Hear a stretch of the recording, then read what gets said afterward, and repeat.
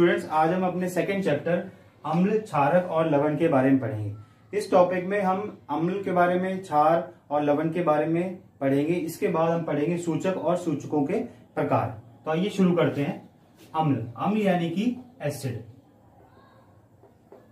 Acid जो है वो स्वाद में खट्टे होते हैं, यानी कि they are sour in taste. ये नीले लिटमस को लाल रंग में परिवर्तित कर देते हैं, यानी कि ये ब्लू लिटमस को, इसके ऊपर यदि ब्लू लिटमस के ऊपर हम एसिड की कुछ बूंदे डालें तो वो उसे लाल रंग में परिवर्तित कर देते हैं। ये जलीय विलयन में H पॉजिटिव आयंस देते हैं। यदि हम इसको जल में मिलाएं तो ये H पॉजिटिव आयंस इसमें निकलते हैं। दही, नींबू या संतरे का रस या सिरका, ये सब अम्ल के उदाहरण हैं। इसमें HCl और H2SO4 भी लिख सकते हैं। आइए अब क्षारक के बारे में पढ़ते हैं। क्षारक ये स्वाद में कड़वे होते हैं, यानी कि they are bitter in taste. ये लाल लिटमस को नीले रंग में परिवर्तित कर देते हैं, यानी कि यदि हम बेस की कुछ बूंदें लें या क्षारक की कुछ बूंदें लें और लाल लिटमस पेपर पे डालें तो वो उसे नीले लिटमस में परिवर्तित कर देते हैं या नीले रंग में परिवर्तित कर देते हैं। यह जलीय विलयन में OH नेगेटिव आयंस देते हैं। यदि हम बेस को, क्षार को पानी में मिलाएं तो वह OH नेगेटिव आयंस देते हैं। इनमें साबुन की जैसी चिकनाहट होती है। इनको छू के देखेंगे तो इनमें साबुन की तरह हमें चिकनाहट देखने को, महसूस करने को मिलेगी। तो हमने देखा कि अम्ल और क्षार में क्या अंतर है। अम्ल जो कि खट्टे होते हैं, क्षार कड़वे होते हैं। ये नीले लिटमस को लाल में बदलते हैं और वहीं ये लाल लिटमस को नीले में परिवर्तित कर देते हैं। इनमें जलीय विलयन में H पॉजिटिव आयंस निकलते हैं और जलीय विलयन में यहाँ OH माइनस आयंस मिलते हैं। तो आइए अब हम लवण के बारे में पढ़ते हैं। लवण क्या है? वे यौगिक जो अम्ल और क्षार की क्रिया से बनते हैं। यदि हम अम्ल और क्षार की अभिक्रिया करवाएं तो हमें लवण प्राप्त होते हैं, जिसका उदाहरण है NaCl यानी कि नमक। सूचक, कोई पदार्थ अम्लीय है या क्षारीय है। यदि हमें यह पता करना हो कि हमारे पास जो पदार्थ है वो अम्लीय है या क्षारीय है, इसका परीक्षण करने के लिए हम कुछ विशेष पदार्थों का उपयोग करते हैं, जिसे हम सूचक कहते हैं, यानी कि सूचना देना। ये अब हम पढ़ते हैं सूचक के प्रकार। तो पहला है प्राकृतिक सूचक, यानी कि नेचुरल इंडिकेटर्स। ये प्रकृति में पाए जाते हैं। दूसरा है कृत्रिम सूचक, यानी कि सिंथेटिक इंडिकेटर्स, जिन्हें हम फैक्ट्रीज में बनाते हैं। गंधीय सूचक, यानी कि ऑल फैक्ट्री इंडिकेटर्स, यानी इनकी हम गंध से ये पता कर सकते हैं कि हमारे पास वो पदार्थ अम्ल है या क्षार है। तो आइए देखते हैं प्राकृतिक सूचक। प्राकृतिक सूचक में हमारे पास है लिटमस, लाल पत्ता गोभी का रस और हल्दी। कृत्रिम सूचक में हमारे पास है फिनाप्थलीन और मिथाइल ऑरेंज। और वहीं गंधीय सूचक में हमारे पास है प्याज रस या प्याज का रस, वेनिला और लौंग का तेल।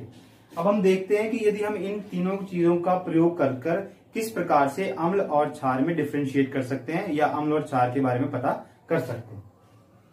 यदि लिटमस अम्ल के साथ अभिक्रिया करता है या उसके साथ क्रिया करता है तो वह लाल रंग का हो जाता है। इसी तरह से यदि लिटमस नीले रंग का हो जाए तो इसका मतलब जो पदार्थ हम प्रयोग कर रहे हैं वो क्षार है। लाल पत्ता गोभी का रस अम्ल के साथ क्रिया करते हुए लाल रंग का हो जाएगा और क्षार के साथ अभिक्रिया करते हुए हरे रंग का हो जाएगा, यानी ग्रीन कलर का हो जाएगा।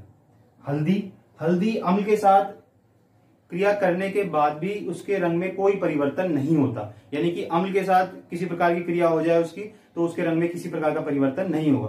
पर वहीं यदि क्षार लाल रंग आ जाए तो इसका मतलब है कि जो पदार्थ हम प्रयोग कर रहे हैं वो क्या है? क्षार। यानी कि यदि हम हल्दी और क्षार की क्रिया करवाएं तो हल्दी का रंग लाल रंग में परिवर्तित हो जाता है। अब हम आते हैं कृत्रिम सूचक, यानी कि सिंथेटिक इंडिकेटर्स में। फिनोफ्थलीन का प्रयोग करते हुए यदि हम फिनोफ्थलीन की कुछ बूंदे अम्ल में डालते हैं तो वो लाल रंग का हो जाएगा।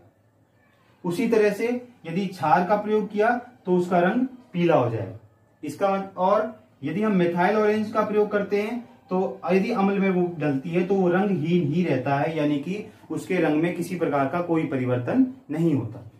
और उसी मिथाइल ऑरेंज को जब हम क्षार में प्रयोग करते हैं तो उसका रंग गुलाबी में परिवर्तित हो जाता है। यानी कि अब रंग में परिवर्तन से फिर हम ये पता कर सकते हैं कि हम जिस पदार्थ का प्रयोग कर रहे हैं वो अम्ल है या क्षार है। इसके बाद हमारे पास आता है गंधीय सूचक, यानी कि ऑल फैक्ट्री इंडिकेटर्स। इसमें हम प्याज का रस लें, प्याज के रस पर या प्याज के रस को हम स्मेल करके देख लें पहले। अब यदि हम उसे अम्ल में उसके ऊपर डाल दें तो उसमें से एक तीक्ष्ण गंध आएगी, तो हम ये पता कर सकते हैं कि भाई वो अम्ल है। यदि उसको हम क्षार पर डालेंगे तो उसमें कोई परिवर्तन नहीं होगा गंध में। वेनिला, यदि हम वेनिला का प्रयोग करें, यदि वेनिला के ऊपर हम अम्ल डाल दें या अम्ल की कुछ बूंदे डाल देंगे तो वो वेनिला की ही गंध रहेगी। और यदि उसके गंध में परिवर्तन हो गया यानी कि उसकी गंध चली गई तो इसका मतलब वो क्या है, क्षार।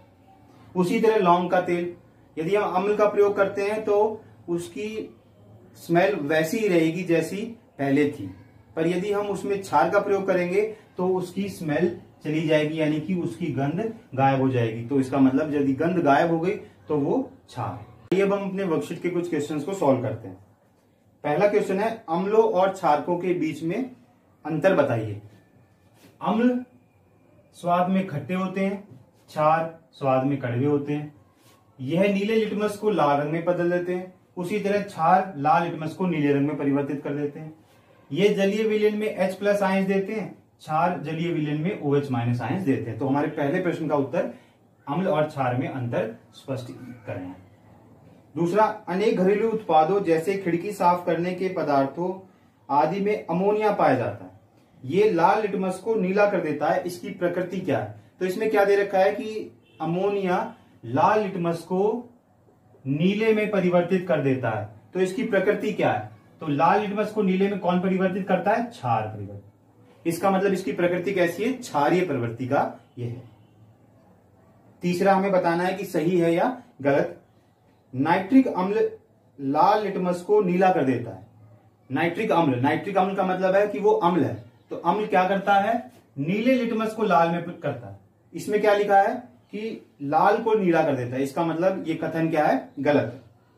दूसरा, सोडियम हाइड्रोक्साइड नीले लिटमस को लाल कर देता है। सोडियम हाइड्रोक्साइड यानी कि NaOH, तो NaOH क्या है? क्षार है, तो क्षार क्या करेगा?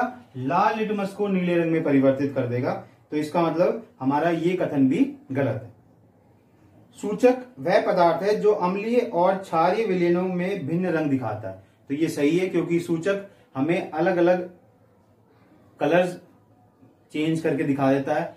अलग जिस तरह से हमने देखा कभी लाल, नीला, लाल, हरा, तो इसके सूचक क्या करता है? अलग अलग कलर्स दिखाता है जब हम अम्ल और क्षार का प्रयोग करते हैं, तो ये कथन हमारा सही है। चौथा प्रश्न है कपड़े पर लगे हल्दी के दाग को साबुन से धोने पर उसके रंग में परिवर्तन कैसे आता है? तो एक बार इस पर देखें, जब हम प्राकृतिक सूचक पढ़ रहे थे तो हमने देखा था हल्दी, जब हल्दी को हम क्षार के साथ क्रिया करवाते हैं तो लाल रंग में परिवर्तित हो जाता है। तो इसका अर्थ है कि जो साबुन का प्रयोग हम कर रहे हैं वो साबुन क्षार है।